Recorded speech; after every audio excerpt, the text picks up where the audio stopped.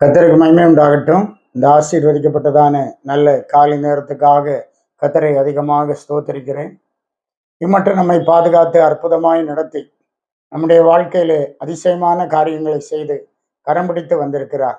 அவருடைய நாமம் பெரியது. அவர் நமக்கு செய்கிற அதிசயங்களும் பெரியவைகள் என்று பார்க்கிறோம்.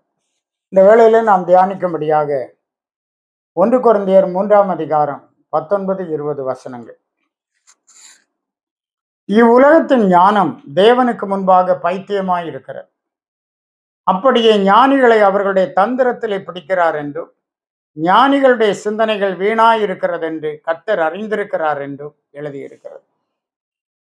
ஞானிகளை குறித்து இங்கே சொல்லப்பட்டிருக்கிறது. இந்த உலகத்தின் ஞானம் தேவனுக்கு முன்பாக பைத்தியமாய் இருக்கிறது என்று ஆண்டவர் சொல்லுகிறார். உலக ஞானம் வேற, தேவ ஞானம் வேற. கர்த்தருடைய பிள்ளைகளாகிய நாம் தெய்வீக ஞானம் உடையவர்களாக இருக்க வேண்டும். உலகத்துல பெரிய PhD வாங்குகிறோம், டாக்டரேட் வாங்குகிறோம், நாம் வாழ்கிறோம், ஒர்க் பண்ணுகிறோம், அது வேற. உலக ஞானத்தினாலே தேவனுடைய வழிகளை கண்டுபிடிக்க முடியாது. நாம் ஆவிக்குரியவர்கள். அந்த தெய்வீக ஞானம் நமக்கு இருந்தால் மாத்திரம்தான் தேவன் நமக்காக ஆயத்தப்படுத்தி வைத்திருக்கிறவைகளை நாம் அறிந்து கொள்ள முடியும் என்று பார்க்கிறோம். எரேமியா 8ஆம் அதிகாரம் 9வது வசனத்துல வாசிக்கிறோம்.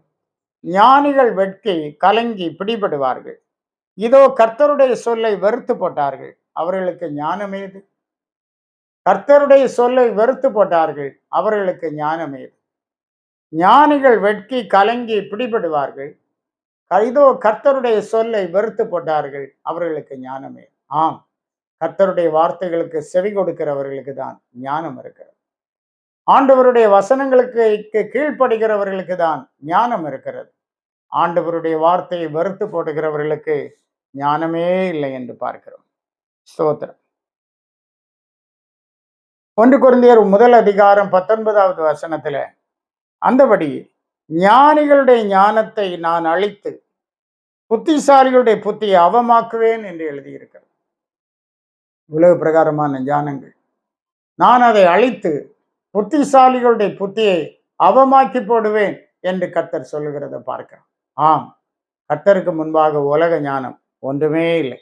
அதுல 21ஆம் வசனம் சொல்லுகிறது, தேவ ஞானத்துக்கு ஏற்றபடி உலக ஞானமானது, உலகமானது சுய ஞானத்தினாலே தேவனை அறியாதிருக்கையில் பைத்தியமாக தோன்றுகிற பிரசங்கத்தினாலே விசுவாசிகளை ரட்சிக்க தேவனுக்கு பிரியமாயிற்று. தேவ ஞானத்துக்கு ஏற்றபடி உலகமானது சுய ஞானத்தினாலே தேவனை அறியாமல் இருக்கிறது.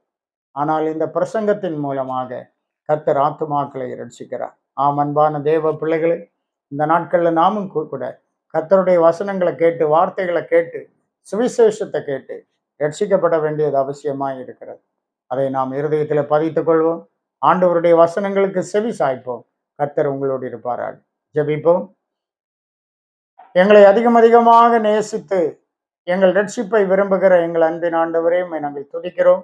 இந்த காலை நேரத்திலும் கூட கர்த்தாவே, அந்த பரலோக பாக்கியத்தை நாங்கள் பெற்றுக்கொள்ளும்படி உடைய ரட்சிப்பை எங்களுக்கு தந்து நடத்தும்படியா ஜெபிக்கிறோம்.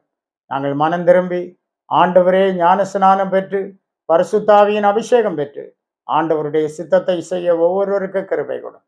பரலோக ராஜ்யத்தில் எங்களுக்கு இடம்தார், தயவாயிரும். இயேசு மூலம் கேட்கிறோம் பிதாவே, ஆமென்.